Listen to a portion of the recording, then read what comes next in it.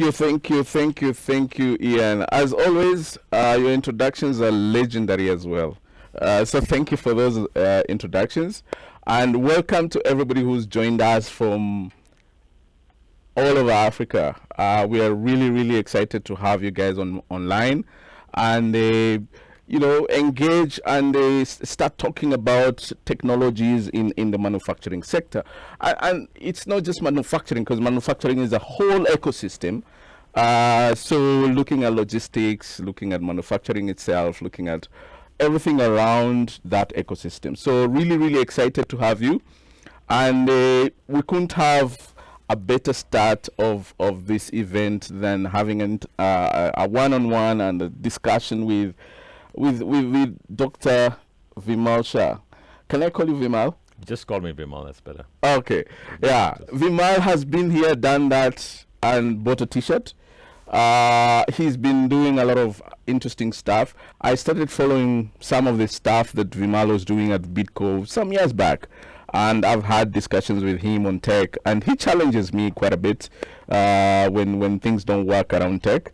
But today we're talking about manufacturing and technology, and especially the fourth industrial revolution and the technologies around fourth industrial revolution. We're talking about AI, IoT, cloud, augmented reality, mixed reality, big data, all those technologies that came with the industrial revolution. So that's how industries are changing. That's how factories are becoming smarter. That's how they're connected, and it's all about efficiency and productivity.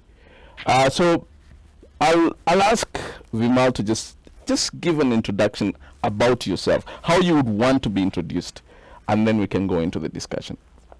I think just Vimal Shah and soul on planet Earth, that's it. Yeah, a Kenyan, indigenous African, born and brought up in Kenya. I actually noticed you were born in Nyeri, right? Yes, that's right. Yeah. Nyeri, Kenya. So that's where the queen became the queen. Yes. The late queen. The late queen, yes. Yes. Okay. That's right, yeah. Yeah, nice to have you here. Thank you so much for honoring our call. Now, Vimal, I think you've been at the forefront of industry, so to speak. Industrialization as a sector. How do you see, from where you're sitting, how do you see Industry 4.0? Do you see people taking it up in Africa? Do you see companies wanting to know how they can get into that space? Does your own company, how are you looking at this? I think, thank you, Harry, for having me here, first of all, and good morning, everyone. I think very clearly Industry 4.0 is revolutionizing the way companies manufacture, the way they deliver, the way they distribute their products, right? And it's a huge change from the past, where you had a phone and you'd made a phone call and you had telexes or mail going across. Now it's changing. So all that's gone. Email's also gone now. In fact, email's become an old school now. It's gone to WhatsApp, Telegram, and real time online, and people response times are faster. So I think there are many people who are aspiring to use much more of digitization, but there are also companies that are saying, let's get on with it. I don't know if you remember the days when we were worried about having our data intact in a server, and then came this thing called cloud computing, and people said, no, can't. I cannot put all my stuff on a cloud. Why? Because people will know what we're doing and how we're doing it. Correct. And what about the safety and security of that data? I think now the days are gone. We don't worry about it anymore. We use, cloud services. We use Azure and all that stuff services, so that everything's on the cloud, and therefore our stuff is available everywhere. As far as industry, I think many people are adopting it. It's not gone to the level that we would really want it to go to, but I think the best part of that in Kenya here, or East Africa, I'd put it this way, is we've got enough bandwidth. The 4G networks and all the stuff, fiber optics, that gives us enough capacity to start saying, let's go and digitize stuff. I remember in the good old days, we started 37 years ago, people were worried, what if there's no bandwidth? What if somebody cuts it off? Yes. What if it's not available? And we were the first ones to put up our VSATs, right? So between Kenya, Uganda, Tanzania, we put up VSATs and started operating it with VSATs. You had no digitized Safaricom and stuff like that. So I think that's helped a lot. But going forward, I think adaptation is happening.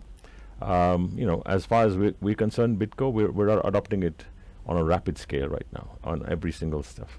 So when you talk about getting all your data in there, we use SAP, we use all the bots that we've got installed. So customer service, they've got all their data online, either on Telegram or WhatsApp. They can actually get all the data they want online. Then we've got systems that are for all our employees. All their leaves, all that servicing is happening online now. So the whole HR function can come down, so it becomes smaller and becomes much more lean. Plus, I think response times. The response times for people are improving faster. And also people are impatient now for getting a response quickly. Yes. Nobody can say, I sent you a message and you respond after a week or two, you've lost the business. People want a quick response, yes, no, in, out, or whatever. That's happening. Again, in manufacturing, digitization is happening everywhere because now you can have a lean supply chain. Obviously, COVID had its own pluses and minuses on supply chains because of shipping and other things, but still, information flow was happening very rapidly. So in that manner, when you talk about the full value chain, right from the raw material up to finished product, you can get the demand from the supermarkets and then backtrack it straight, and it's known to everyone across the value chain. Yes. So everybody in the factory would know what's the demand like today. And every day they have that real-time online. So with that digitization, it helps a lot. IoT, we're using IoT now for asset tracking. We've got all our coolers across the country, and they've got Safaricom chips in there. Nice. And we know exactly what's happening in there, and of course the usage, how many times the doors open and close, and the cooling effects, and is the temperature right or wrong, and of course whether it's still working or not. And also asset location, because you know that assets used to get stolen or lost, and that's important. So I think it's being used in a big way. So Industry 4.0, even in the supply chain now, we can track all our containers, we can track all our goods going across to wherever they're going because of mapping. We've got maps, Google Maps, you overlay on top of that. You know exactly where your goods are at any minute. Awesome. And I think the information that customers want, suppliers want about their payments, the whole banking system, we've now synchronized with the banks totally. So now when you put your invoices and all that stuff, it's known. We know exactly how much is outstanding from people. We also know when I've got my payment in. In the past, you used to go to a customer and say, oh, I made your payment. It's in the mail somewhere. The check is in the mail. And you don't know what's happening. No more. Our salesperson would go there on their device and say, oh, we haven't received your payment. And he's got no excuse to say, I haven't paid. Because if he pays now, we see it now. Real-time online. Nice. So I think that's where the whole response time is improving. And I don't think we are left behind in terms of digitization, comparing ourselves to the developed world. Okay, but so this is Bitco, and I know because a lot of these things are about leadership. But do you see like your peers within Africa or within East Africa, wherever you're operating? Do you see your peers also investing the way you're investing in technology? I think it goes back to 2-3 things. One is in terms of multinationals, right? They have this whole bureaucracy of going through boards and going through many more approvals. That's where they cannot deploy rapidly. We have the benefit of having people locally. We can take a decision and move on faster. That's one thing. A lot of multinationals intend to do it. They want to do it. And they are deploying it. But then they say we're rolling out worldwide. And therefore, Africa comes at the end. Yes. So we push back on Africa and say, let's do it later because it's not as big as it's required. However, local people want to adopt it, are adopting it. I've seen a lot of now our traders, a lot of the people in the supply chain adopting quite a few digital techniques. And that's happening. Although it's not synchronized, it's not linked. And I think there was a big scare around the big budgets, big budget tickets, because you require huge amounts for SAP and all that stuff. It's now moving to SaaS. SaaS is software as a service. Correct. We're also using ourselves as infrastructure as a service, IaaS. And therefore, you don't have to invest in your servers. You don't have to invest in CapEx. You do it asset light, and you can really use the service. You can use SAP now online, real time. So you can actually adopt it. The only problem that I see amongst a few industries is the CIOs are brilliant. I think we've got brilliant people in this country who are CIOs, who can run things, who know exactly what's happening in the world because they learn. There's a YouTube university, you learn from there. You learn online and you adopt that. And they're quite good adopters. I find a lot of people are facing difficulties in getting to the MDs or the CEOs to say approve this and get it done because they would like to deploy things, but they get that difficulty. And I think that's where you must have very, very strong synchronization with the CEO or the shareholders or whoever's the decision maker to say, let's go get this done. A lot of new things, because the other part of this is people are scared. Okay. A lot of owners are scared to say, oh, this is going to get obsolete within 1 year or 2 years or 3 years. And I want something that's long lasting. You know, that whole story of long lasting is gone. Yeah. You use it 2-3 years, you've got it. Something new comes up, adopt to it, change. And I would imagine because of SaaS, software as a service, those upgrades, they keep on happening. So you don't need to really go back and have heavy capital investment in the new things that are coming up. But my question is, where do you see CIOs having difficulty to communicate technology investments to the board or to the owners of the businesses? Wherever I've talked to them, I think they find difficulty in convincing or getting the buy-in of the owners, because they're looking at, do we get capex? Now, they've invested in the past on various capex items, and they still want to sweat the assets. They're not going to say, let's make them obsolete and let's look at something new.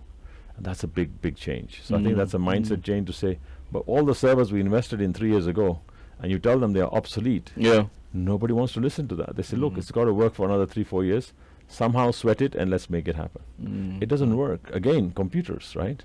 I mean, edge computing, we moved everything to edge computing and going to a digital level where we had to change the PCs, right? You have to change you need more RAM and stuff like that. And the people are not willing to invest in that because they say, we invested in this quite a few years ago, keep on sweating the asset. That's what I would say that CIOs need to go and say, fine, change it around. Also, obsolescence is new, because you get a phone, you buy an old phone, buy a new phone today. Within 6 months, there's a newer version of it arriving. Or every year, Apple's just introduced a new one, Samsung just got a new one. It becomes obsolete. They adopt it. Yep. But in terms of hardware, software, and liveware, and I think third thing is also people. Getting these CIOs to be able to convince the return on investment, return on what's going to happen, and how to really sweat that product. Because data is data. You can take data and then analyze it. You get information. And from information you get intelligence. So if we use like what we use, Power BI and BI, business intelligence networks, you can get all your stuff real time from wherever you are. The utilization of a lot of real time online data is missing in some of the salespeople, in some of the people in the markets, or the people who are buying or procuring. You can get full data on it all the time. So it's like your dashboard, right, in your car? You see your dashboard all the time. But do people really look at the stuff in the dashboard, right? Or they're just looking at the speed and that's what it is. Yes. But you can get everything you want. The biggest problem is people want everything, but they don't want to pay for it. Right? Second thing is these subscriptions that you talk about now, software as a service or infrastructure as a service. People were used to assets. I need to buy an asset, it's mine. And there's an issue of ownership. Even today, the argument going on is, do I own the data or do they own the data? Data is data. Let it be, whoever owns it, at least you have the right to use the data. Correct. This whole problem in Kenya we've had before is ownership. I need to own it. If I own the data, you can't use it. I think it's a human thing. You want to have your own and own it. So probably, but then I want to take you back, because you see, you don't come from a technology background. But somebody listening to you, I'm sure the viewers listening to you right now, they think, is this the CIO of Bidco, or is it the chairman of Bidco? Where did you get that interest, and what convinced you that technology was the thing that you need to deploy for you to be efficient and have better productivity in the business? You see, Harry, on that front, it's very simple. We need to keep reading and learning of what's happening, what's new, right? We can't be stuck in saying, oh, we're going to look at the old school what happened in the past. Things are changing. If you don't have that mindset of learning all the time, lifelong learning, and changing all the time, then things won't happen. And that's required at the top. So a lot of people feel that once I've set up a factory, once I've set up the infrastructure, that works for 10 years and I have a 5-year plan. Gone are those days of 5-year plans. Gone are those days of 3-year plans. It's all about being responsive to the market. Markets are changing. I mean, who foresaw COVID? Nobody foresaw COVID. No one. We didn't know it was coming. At that time, you had to rapidly change. Now, if you were on top of technology, you went into Zoom and Teams and all that sort of stuff, and you did things online, right? We had a problem. We were putting up a new plant, and in 2020, the guys from overseas could not come in because it was ready in July. Now, there was a lockdown everywhere. In July, they couldn't come to install the whole thing. So we had to do it all online. So what we did is we took mobile machines, put them onto bandwidth, started looking at the machine and saying, okay, tell us what to do. Every single stage. And you could carry your phone and your microphones and stuff like that and say, fine, what needs to be done here? And we've done it online. So our local people got the ability to say, we can do it too. And the people who were using the system were saying, okay, now we can Zoom into calls. And that set up a whole new industry of saying, wherever your engineers are located, they can come and put up a machine, even in Kenya or even in Uganda, and say, fine, install it. The local people have to just make sure that they get the cue and they do the thing on the ground. So I think the visual, the audio visual now, with all that stuff, we're adopting it. Yeah. Everybody's adopted it. Yeah. In fact, this call we're having today, we don't have a huge gallery of people, 200-300 people sitting around. It's being done virtually. So adaptation has happened. But I think what happened is it forced us, COVID forced us to start using it. And now we're all using it, right? I think going forward, these are things that would change a lot. I mean, just look at it. Today, our petrol prices went up drastically. Yes. If you want to save all your money on traveling and unnecessary trips, go online, get things done. Correct. You can have virtual meetings, you can have virtual discussions, and it's still like you're sitting across. So I think adaptation by everyone should be fast. Second thing is competition, right? We are not going to go away from competition. In Kenya, we're now open to the East African community, we're open to COMESA, we're now open to the ACFTA, African Continental Free Trade Area. Goods are going to come from everywhere, and they're going to be dumped, or they're going to be sold if we are not competitive. So we've got to get our manufacturers, everyone, to start saying, let's become smarter, let's start using technology to actually have an edge. Cut out all the wastage. Now for this, you have to wear the specs of Kaizen or continual improvement, where you start looking and saying, where is the waste? Now what is waste? Waste is anything that is not value adding. Any activity you do that does not add value to the customer doesn't pay you more for it. So, we would go and say, oh, we've got SAP systems in our finance department. Our customer looking at our product says, why should I pay you more for it? Yeah. I want a good product that's functional, that works for me, and I want to pay you for that. I don't want to pay you extra for your SAP system. That's your back office. For a very nice, I'm not interested. nice computer system. They don't care. And that's what I call value adding. Yeah, I hear you. So there's a question from the audience, and the question is, what were the challenges? What were the biggest obstacle that you faced when you're digitally transforming Bitco? Oh, we faced a lot of challenges. I think first and foremost is also we didn't have enough implementers, enough vendors. There's three things. Hardware is the stuff that you put up as hardware, and then software is what you put inside it as apps or programs. And the third thing is liveware. Liveware is the people, the people who make it That's happen. a new one, liveware. So liveware, yeah. Everybody who is in software and implementing stuff, we call them liveware. So hardware, software, and liveware. Now, if we don't equally invest in all three, then you have a problem. You might say, I'll buy the best hardware, but the software is not able to perform on that. And of course, a lot of people were producing software that didn't work on older machines. And that we had to keep changing. So there were a lot of investments there. And iterations were rapid. There were times when we've gone and invested in a system and it's now obsolete because somebody came up with a far better system. Now you had to go through the dilemma of saying, do I wait and sweat my asset and run it for another 2-3 years? Or do I just shift, change, and put the new one in? We took the option of putting the new one in and being on top of it, because it's like a tsunami. If a tsunami is coming, you've got two options. Either stand there and get drowned, by the tsunami or surf the tsunami.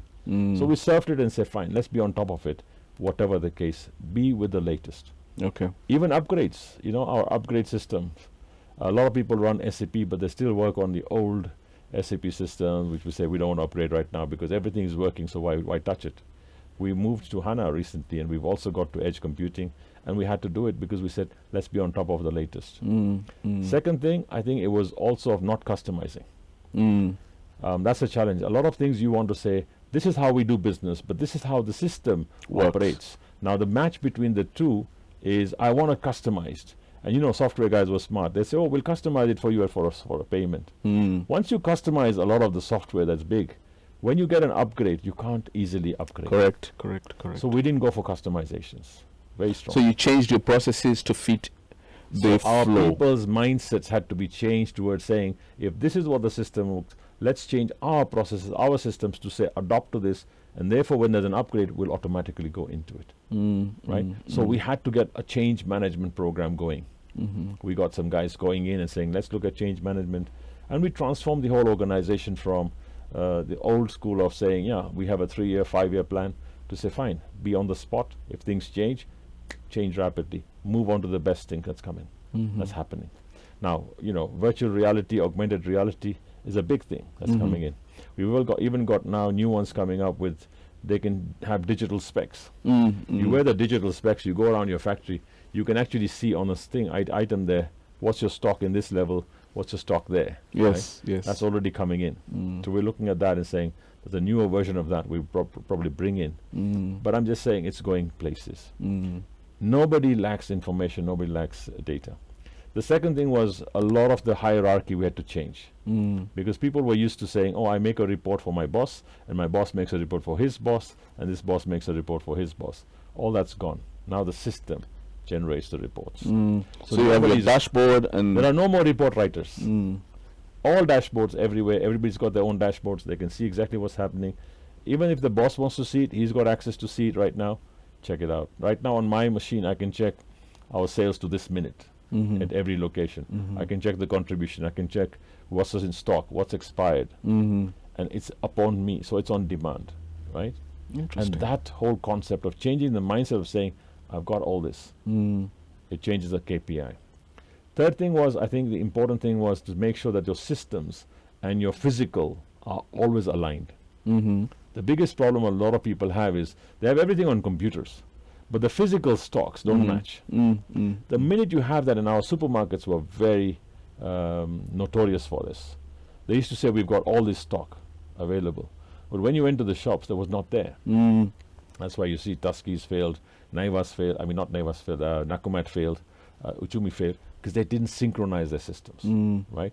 Making sure that your real time, what is on the physical ground, and your systems are totally synchronized is a manpower problem. The people must make sure it's the same. Because otherwise your reordering happens based on automated systems. Correct. And if you go into replenishment and you start ordering, you don't even know whether the stock exists or not. And that's where the whole issue around pilferage comes in. Correct. If you have pilferage and stock's gone, your physical computer must always match. Rapid decision making was another business discussion that we had. Because you've got to have people empowered to say, start taking decisions, start doing things on the fly. You can't wait for a meeting and a board meeting, another meeting where you say, oh, shall we solve the problem? You've got to have problem solvers. So a lot of people had to be autopilot, right? And you've got to make sure that they're empowered, they know the stuff, and you make the work simplified. Removing complexity was a big challenge. Because when you come with all these software guys, they want to show a big thing, and it's this way. We have to make them adapt to simplification. Just show me simple stuff and make it happen. Simplicity is vital. Simplification is very important. Yeah. So if you were to look at 20 years ago, because you've been in business for 37 years. If you're to look at 20 years ago and the investment that you've done in tech to date, would you say you would do it again? With what we know today, I would do it better. I would do it faster. But the beauty of today is you don't have to invest in any hardware or software. You just use it as a service. And that's the best part nowadays. And you upgrade to the latest easily. And the whole thing of no capex is amazing. Don't put any capex. Just get it done. Use the latest. So you pay. It's like your apps, right? You pay for the app, but you're not inventing it. You're not reinventing it. We've spoken, some of the stuff that we've spoken to other people is they want to do their own. Oh, we want to own our software. My son's starting his own fintech company, and he talks about going to banks, and banks say, no, we want to own the software. We want to own the whole thing. And they're stuck in that rut. For 3-4 years, they can't take a decision. Yeah. And here come the fintechs who disrupt you and say straight away, don't need to own anything, use a service, use a software, start improvising it, and they're rocking the boat. So a lot of the bankers are still like, what do we do? I think the bankers have lost it in a way that... Which is a disruption that people keep talking about. It's happening, and it's happening because their systems are so much more agile. They can do it faster. Again, rapid decision making. The hierarchies, and I think this is the biggest challenge we have, is the old school was more hierarchical. People didn't trust their subordinates, and therefore they had to verify, check, validate, audit. It's all on the system now. Make sure systems are working absolutely accurately, because that's an important issue. If your system and your physical is not synchronized, you will make the biggest blunders. So tell me, because I look at Bitco and as a business, Bitco as a business, I look at Bitco and the different technologies that you guys are already using. When I listen to you, I feel like it's almost like a robotic kind of environment. But what would you say are the most what's the word? The most important technologies that you've deployed for your business? I think when we had started off, with a software, it was accounting software, Scala, and it was making sure that the accounting is all done right. Accounts receivable and payable, all that put on board. Then we shifted to Barn. From Barn, we've shifted to SAP. And from SAP, we've just kept on moving higher notches all the time. I think those were quite key in making sure it's not an accounting system anymore. It's a business system. The entire full gamut of going from suppliers to customers to the whole value chain, everything is automated. Now that was an important big piece, because with that foundation, you can then build on it. Now that meant to make sure that all your stocks, all your production, if you don't have stocks in your store online, you can't sell. Yeah. And therefore you had to make sure that's synchronized. And then making that the live system on the ground is the same as your computer was key. Now that was a big investment, because that was people investment, mindset investment, change management investment, and really agility. Now the people on the ground in the market, the salespeople, they needed to know everything that's happening that they require online, and that we empowered them with. That made sure that there's no more lacuna of I don't have information. I don't have information that I need to know. So having one view of the customer. Yeah. From that point, we had a complete view of a promise we make to a customer. When you make a promise to a customer, you know if it's this day, I can deliver this day. It's synchronized on the spot. Because then you are trusted, right? And from that angle, I think the whole trustworthiness of our systems came on board.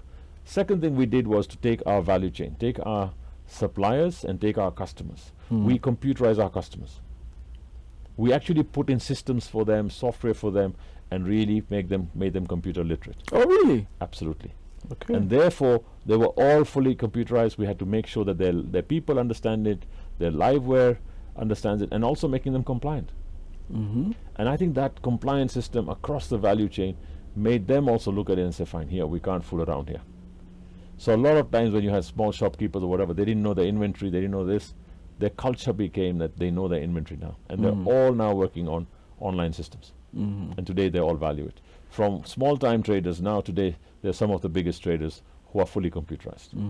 So I think that whole system expenditure on people, processes, and IT systems, and really, of course, at times telling them you need to go this route. It's not an option. So you became a consultant for your own value chain. Consultant and implementer, and we paid for it. They didn't want to do it. We said, no, we pay for it and we get it done. And therefore we synchronize that. including banks, synchronizing with the banks, right? A lot of times people didn't want that, but we did that so that now all the banking transactions are happening. A sale is not a sale until the money is in. Mm-hmm.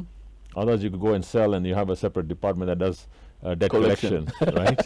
And the debt collector says this was the wrong thing. So all that synchronization helps. Apart from that, I think many, many more systems in terms of the stock inventory levels, the digitization of everything, barcoding, everything else that we put in, I think it's all because the foundation was strong.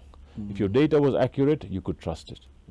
So I think that was key. And of course, then the digitization of getting to customer, getting demand planning. There's so many new softwares around that, and everything helps. But I think the biggest issue was also the HR systems was all online. So now if you come in, you put your hand there, or you got your biometrics being done there, and that's it. Your in and out is done by biometrics.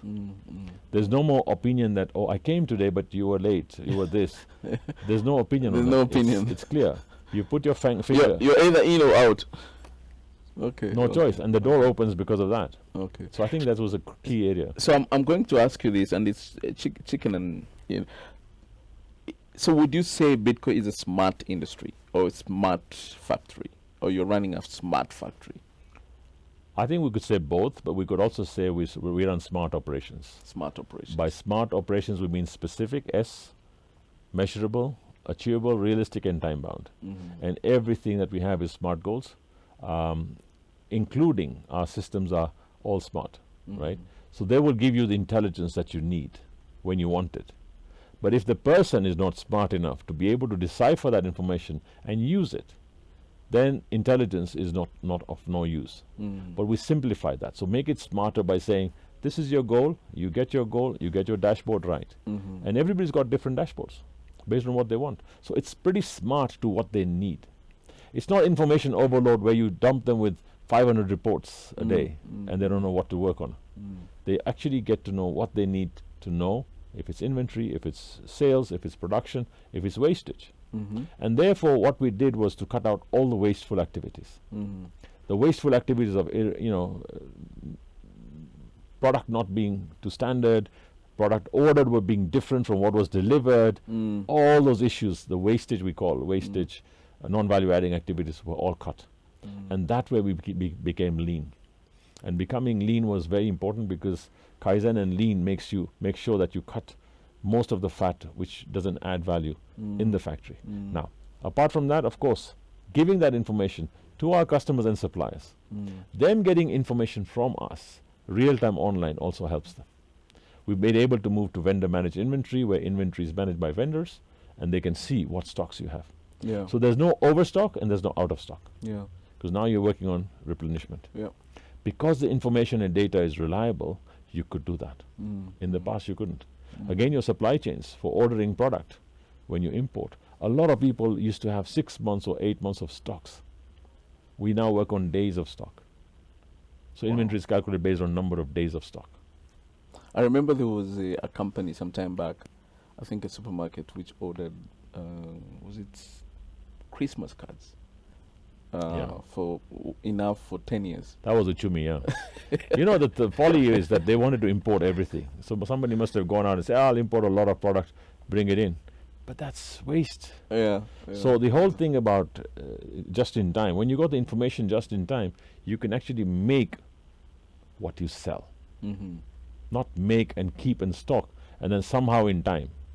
Somehow in time with SHIT, let it sell somehow. Yes. It doesn't work. So I think that's where the smartness helps, so that you get to know what you're doing right now. It's like driving. If you're driving a car, I think all the IT people know about this. If you're driving a car and your dashboard is showing you last week's trip, how are you going to drive? When are you going to change gears? You need to have that real time online right now. What's my speed? What's my gear? What's my revs? And therefore you need to see your fuel also.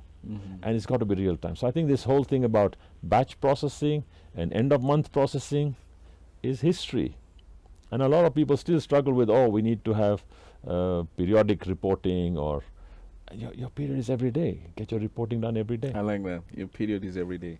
Yeah. So Vimal, what did you tell? 3 things. I wanted to 3 things that you can tell all the people who have a position like yours, that they should be looking at in the next 5 years? What would that be? What should people think about?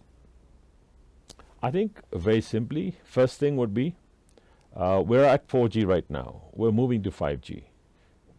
Now, I think you got to really consider 5G is going to make a revolution of a difference in everything we do, because the speed is better, the latency is lower, and therefore you got real-time stuff happening. And I think that's going to be digitizing everything you do. So you will have information real time. Invest in people. Your people, it's not that you have to go and find a guru and employ him. Change your people's mindsets, make sure that happens, because you've got to invest in change management and rapid deployment of technology. A lot of people say it takes us 6 months or 1 year to implement a new software. I think that's old, that's obsolete. This should be like your apps on your phone. You take an app, implement it, put it in, and it starts working. And you start using it. And if it doesn't work, deploy another one. And that's important. The last thing that was important is don't be scared of technology. The technology is an enabler. It helps you. However, try and move away from the huge CapEx budgets that people provide you with and say, fine, we've got to spend a lot of money to get this done. I think it's for their own accolades. If something's going to take a huge amount of CapEx and it's going to take you 2 years to implement, I'd rather say look for rapid deployment solutions, and they're available. I think the last one is going to come back to we've got to digitize every operation. In fact, if you see the rapid scale of what India is doing on fintech, I think our decision makers in Kenya are too slow.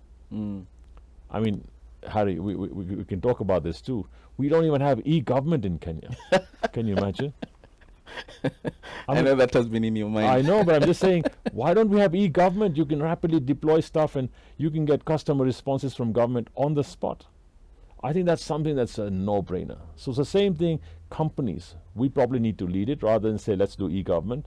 We need to lead, every company needs to say, let's work on it. Fifth one, I'm talking about the fifth one now, is collaboration. Collaborate with a lot of people. There's nothing like ownership that is important here. It's not about I own it and whatever. You can use stuff. You can actually pool resources. And there's so much more that can be done in collaboration. That digitization, I think it is the in thing. Now, with ACFT opening up, can you imagine the amount of stuff you can now showcase to everyone in the world? You're sourcing, you're buying, you're selling. If it's all online, I mean, there's a lot more you can do across Africa. Now, along with that, we will have to work a lot on our supply chain logistics. On the logistics, on making sure that people understand things, and also on the truck drivers or whatever's happening there, because there's got to be information flowing. Sixth one, stop hiding information from your employees, whereby people say, oh, this is classified. I can't show this to them. I can't tell them when this shipment is coming. There's no secret. I think this is where people need to open up. Obviously, have your systems whereby you've only got trusted people in your system. Trust the people or get them out. And I think that's important. So with that, digitize or die. Interesting. Because you see, one of the... So I've been speaking to quite a number of people who run factories and who have big industries. And some of the issues they have about legacy is that investment, and I think you sort of intimated about it. So they have this equipment that was bought X number of years ago, which is working, but it's completely offline. There are new systems that are coming up. There's ways in which you can bring some of this equipment into online, but it appears like trust in technology is one of the biggest problems among industrialists. What would you have to say for that?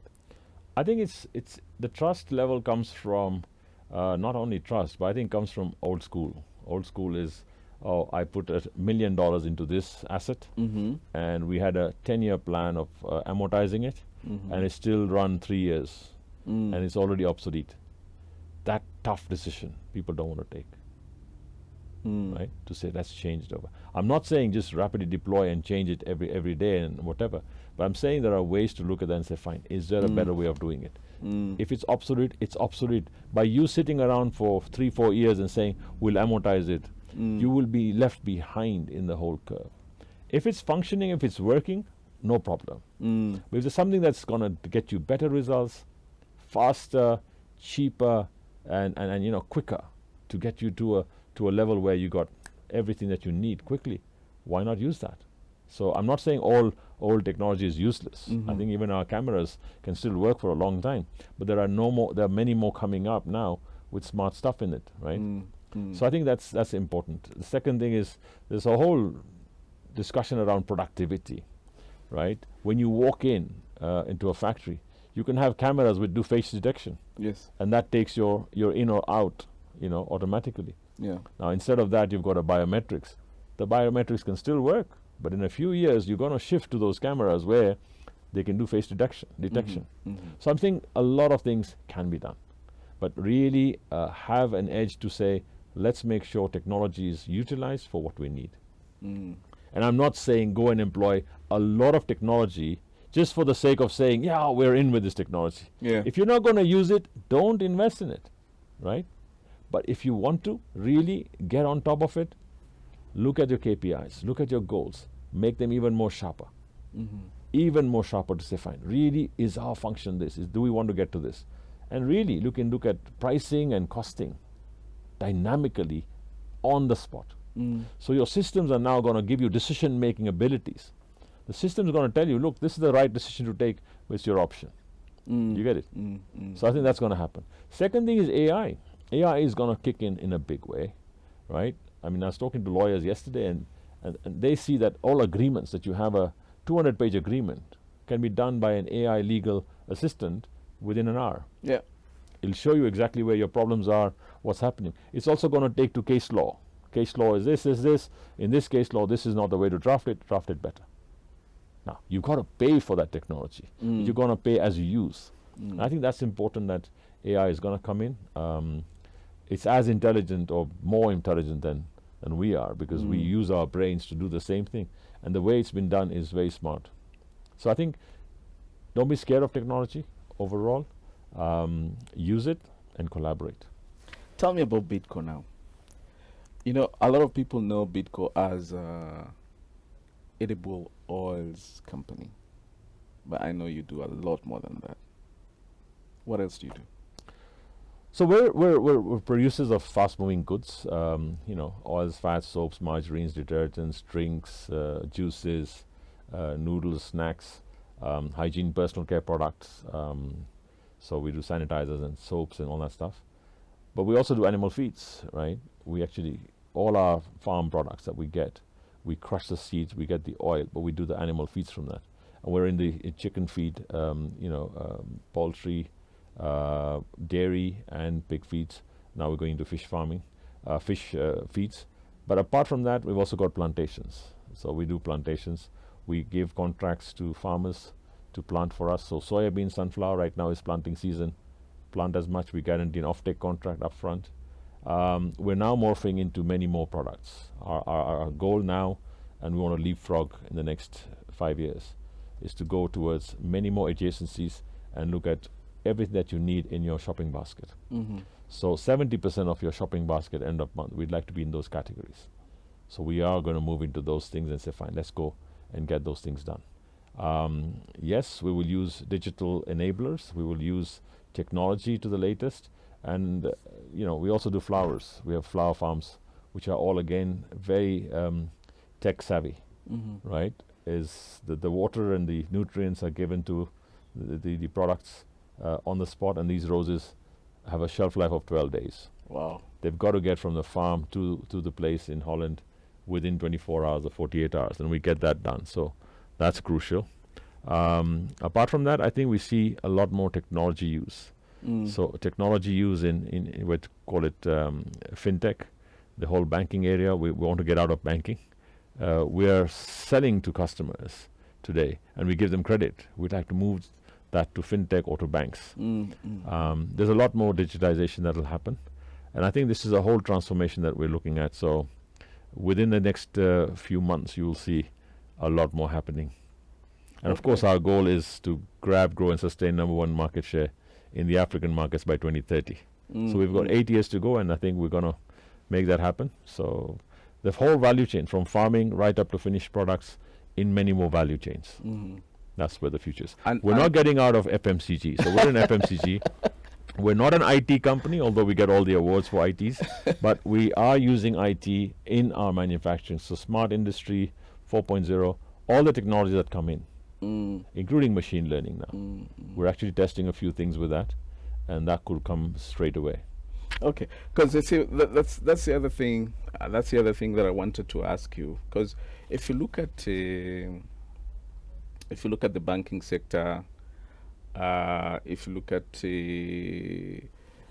some of the manufacturing companies, especially abroad, if you look at a lot of industries, there's this thing that every company wants to become. Wants to become a technology company. You know, I was in a panel one time and I was asking the CIO of a bank because I think they had about 12 CIOs within the bank. So I was asking, okay, with 12 CIOs in the bank, what are you trying to be? Are you trying to become a technology company, or are you still a bank? So that's, so I'm looking at all these technologies that Bitco is using, and then I want to ask you the same question. Are you about to become a technology company more than a manufacturing company? I think where we're going is we'll have a lot more data. So a lot of data, a lot of analytics, a lot of intelligence coming out from all this. So consumer data and all that. When we have that, we can actually rapidly move into many more adjacencies using that as a pool, right? Because if we know what the consumer demands are and we know how to fulfill those, we can add many more products to our value chain. So we see that happening. We're not a particularly technology company as such, but we use technology to its limits in order to fulfill our demands, fulfill our needs. Now, today there are needs that have been met and that are already being met through the normal channels. But disruption is coming. If you see what's happening in terms of home delivery, right? You could get all our products delivered to your home whenever you want them, where you want them, when you want them, at the right price. So that's a whole new gamut that will come through. Okay. Now, the difference between putting out a product today and saying let's test it out. So the entire testing, prototyping, and trials can take place through that system. So I think technology use will be still more. However, consumer experience. And I think that's important, that the consumer experience on buying and shopping. So a lot of people don't want to go and buy their normal soaps and normal oils all the time, and it's not an experience. They'd rather go fashion shopping. They'd rather go and say, fine, I'm going to put on some clothes and have a feel-good factor. So all the mundane tasks that you have, we could actually make them so easy for you that it's like it's a song. You can get it done straight away. So I think we give people the more pleasure of saying, go shop for what you really want to shop for. So that's going to happen. But again, using the whole supply chain, going right to farms, going right to drone technology, right? And really using that for irrigating, for checking out what's happening on places is important.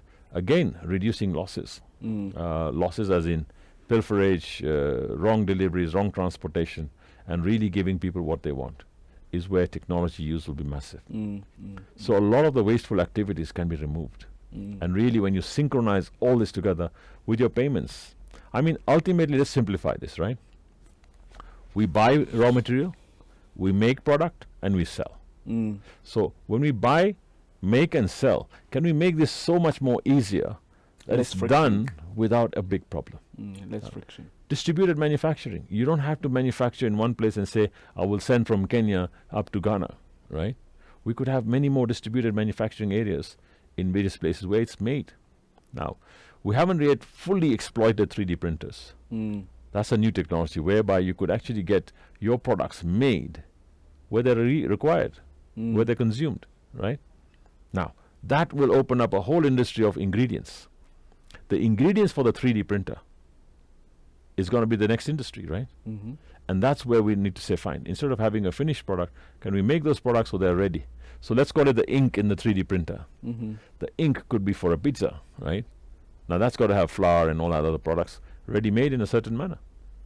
So when you look at this whole new gamut of where it's going, I think the 3D printing thing is going to be a major thing. Massive. Where you don't have to make and have huge logistics to transport all over the place. And your product, what's the big business there? The big business is prototyping your material in the printer.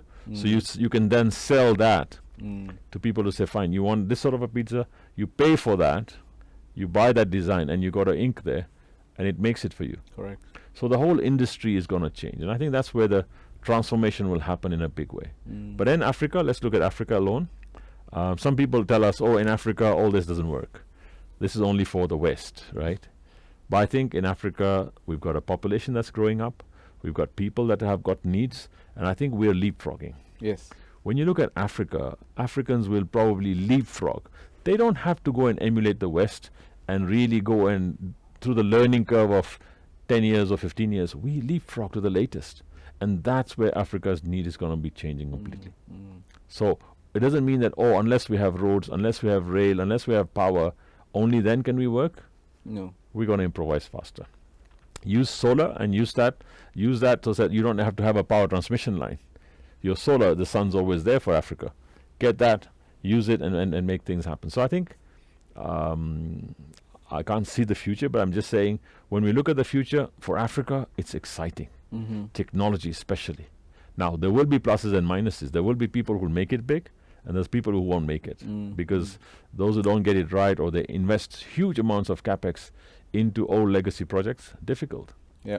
I mean, I'll put it simply. Right now in Kenya, we can't, as a government, we can't even make our traffic lights work. The Nairobi traffic lights have not worked for the last 12 years. They've been installed. Everything is ready. But somebody cannot make them work. Now, what is that? Where's the problem? Same thing. You can talk about e-government. We could have rapid movement of a lot of things happening. So I think that's areas of opportunity for people. Again, banks, fintechs, all the new ways of serving people. Even your expense management for people, giving them cards or giving them for money on the phone. It's going to take over. I have two questions for you. Two last questions. Sure. One is I don't know. This is something that people are talking about in other parts of the world, and they call it manufacturing as a service. So you stop. So Bidco has its own products, but Harry wants to manufacture something which is not what Bidco is doing.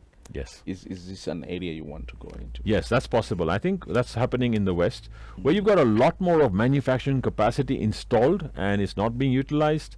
That's called third-party manufacturing. So you can actually do white labeling, so that if you want a brand of Harry drinks, we'll get you Harry drinks and make them ourselves and put your label on it. The product could be similar, could be different color, but it can be done. So a lot of facilities that have unutilized excess capacity can be utilized in this manner, right? There's been a big problem. People say, oh, it's my own brand, therefore I cannot produce for anybody else. I think that's going to move away. So as we go forward, you're going to have that a lot. I mean, that's happening right now in China. It's happening in Turkey. It's happening in places where they've got massive amounts of manufacturing capacity which is lying idle. So you can get your own brand name made by them, and you sell it where you want to sell. Ultimately, it's about the consumer and the customer.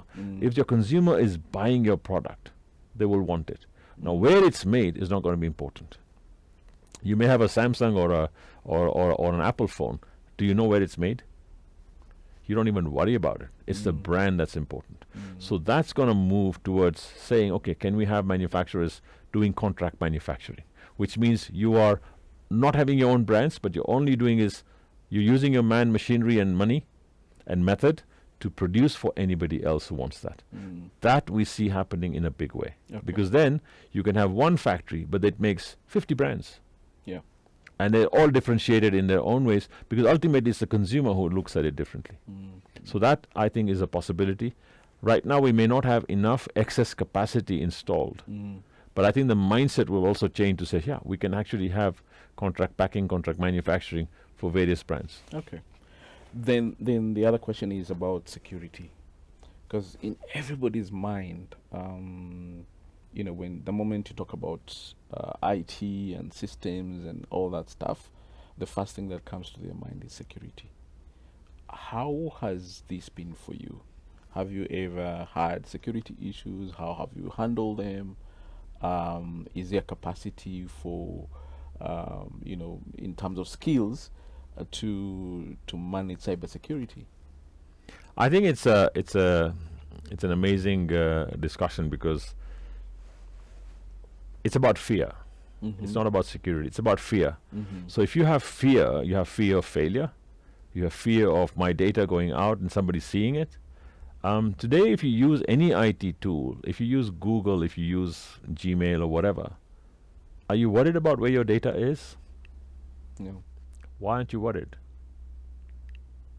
I assume it's safe. We assume it's safe because, it hasn't failed so far.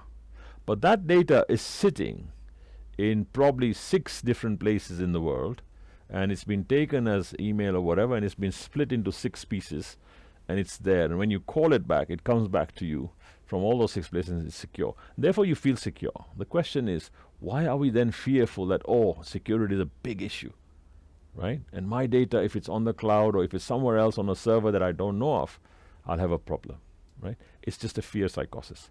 At BitGo, we don't have that fear psychosis. And yes, we've had issues around that. But around that, we've got methods and mitigations around it to capture that. So for me, security is a given. It's a must do. You must spend money on whatever securities and protection you've got, make that happen. It's the same as your physical security. If you're sitting in a room which has got guards all around, you've got bodyguards, you've got so many others all around, you can still feel insecure, right? It's got no foundation. So fear is not got a foundation because it resides in the mind. And we're just fearful. I think IT, we don't need to be fearful. Yes, we need to be smart about it. We need to make sure if there's a problem, let's go fix it and make sure there's enough protection around it. But to be totally insecure and say, fine, this thing I don't do because we are scared of insecurity, I think that's a misnomer. So I would advise everyone to say, look, we have issues, and those issues have their mitigants. So if those are issues, it's happening here, you find the right type of, get the diagnosis, do the prognosis, get the medicine, and say, fine, this is a solution for that. But to worry about it's going to come in the future, it will come. I mean, the guys who sell you security stuff for IT, they can only sell it to you if they can make you fearful. If they don't make you fearful and say, you could be attacked, then they can't sell their product. It's like we sell water, right? The water bottle we sell, if there's a seal on top. If that seal is broken, nobody will buy your product. The only security you have is that seal is intact. You get it? So if you don't tell people that your water in this country is not drinkable, you can't sell water. So in the same manner, security products are only sold by creating a lot more fear that you could be attacked, you could be this way, you could be that way, and they sell you products. But then there are products available, and I think they're working on how to get mitigants for every product. So I don't think one should be fearful about the future, because there will be, and I tell you what, there will be many more attacks, there will be many more things happening. But you've got to make sure you've got your redundancies, you've got your business continuity plans in place so that you've got a dump of the data somewhere else and you can start using it if something goes wrong. So there are enough redundancies built in, enough smart people who can actually find out solutions for that. So I wouldn't be worried about that as a decision maker. Actually, they say it's when, not if, that security or cyber criminals will try to get into your system. True, but fearful about them leads you to say inertia. I don't want to do anything about it. I don't want to do any more investments in IT. I don't want to take on IT because I'm scared. Look, your phone could be hacked. So what? If you're doing something wrong and if you're doing something that's illegal, then of course I agree you've got to worry about it. But let's say, Harry, I get you last year's data for a bank, complete data on a dump. What are you going to do with it? So this whole concept that, my data cannot be changed to anybody else, there's nothing big in it. We're not a military organization where we're going to attack somebody and do something wrong. That's different. That's intelligence is different. But for business, I think the competitive edge is not about having that data and having that information. It's about the consumer and how do I get in the mind of the consumer and how do they pick me as a choice. Awesome. Now, I want you to tell the audience one thing that nobody knows about Vimal. Wow. Okay. um, that's a good one. Nobody knows about Vimal. Um,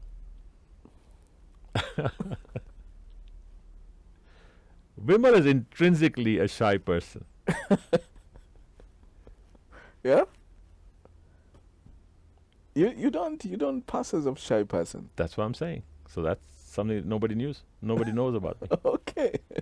Thank you so much. All right, your parting shot? I think, frankly, it's Africa's time. It is our time in Africa to do things differently, to disrupt markets, to disrupt a lot more, and really be productive in whatever we do. Productivity is about availability. Productivity is about making sure we have less wastage, and productivity is about no time wastage. And I think we can not procrastinate on a lot of things. It's our time now. We've got amazing things happening. In Kenya, we've got a new government, we've got new leadership, we've got new thoughts. Africa's got a lot more ACFTA to look at and opening up markets. So I think we as companies, or you as companies, or IT people, or whoever, let's not be scared of using the latest. I think we're not scared of using the latest phones or the latest gadgets that we use for our personal use. Why not use the latest right now? And really jump onto the bandwagon and lead, right? The next big thing after M-Pesa is something I'm waiting for. We haven't seen that yet. And we need to really get that off. What a lot of people are doing is getting good stuff, but they're selling it off to someplace else. And, it's being given to somebody else. Saul Singer, when I met him, he's written a book called Startup Nation. That's what they do in Israel. They actually do a lot more good innovation, and then it's sold to somebody, and the Americans then you hive it off. I think we need to start looking at that here. We need our governments to look at IP and really protecting IP here and seeing how we can make it globally competitive. So I guess it's time for Africa, it's time for Kenya, it's time for East Africa, and really there's nothing holding us back. So we've got no excuse. COVID's gone. We've got no excuse now for non-performance. And we've got to get out of the blame game and start saying, fine, let's go do whatever is required and really move it. I would really insist on e-government and get e-government going so that the services to the public are far more faster and it's easier. And really, don't do these big capex projects. Start getting onto software as a service, infrastructure as a service, and really get on the bandwagon. With that, technology is the in thing. Use it, become smarter. Awesome. No, thank you so much, Vimal. It's been awesome speaking to you. Listening to you, I'm telling you, it's like speaking to a CIO. So your handle of technology is surmountable. So congratulations on that. Thank you. Yeah. And I want to ask a question to the audience. What do you call the collaboration between humans and robots? What do you call the collaboration between humans and robots? So if we get a winner or somebody who has the right answer for that, you will earn 1-year subscription of the CIO Africa magazine. So there you go. Let's have those answers coming in. Then I wanted to also just alert us that today is Africa Union Day. So happy African Union Day for everybody, because we are Africa and we need to celebrate Africa as we transform the continent. I don't want to take any more time, but I just want to thank my guest. I want to also thank all the audience, the people who are in this forum. And guys, you had it. We have to move with technology. We need to invest in technology. We need to make our industries, our factories smart. We need to have our operations smart. We need not fear technology, but use technology so that we can benefit our own organizations and become bigger and become profitable. So I will end it there, but thank you so much for being part of this. Sorry, I want to make one announcement about, I think Kelly mentioned it, but we are running the CIO 100, which is now being called DX 100. You know, we rebranded it to DX 100. So make sure you put in your application so that we can recognize you. Yeah, I'll steal a secret for you. For the last 8 years, everyone who has won the CIO 100 award has done two things. Either has under promotion within their business, or two, has been poached at 5x the salary that they were earning. So if that's not enough encouragement for you to apply, I don't know what will be. So make sure you apply to be recognized as a CIO 100 award winner.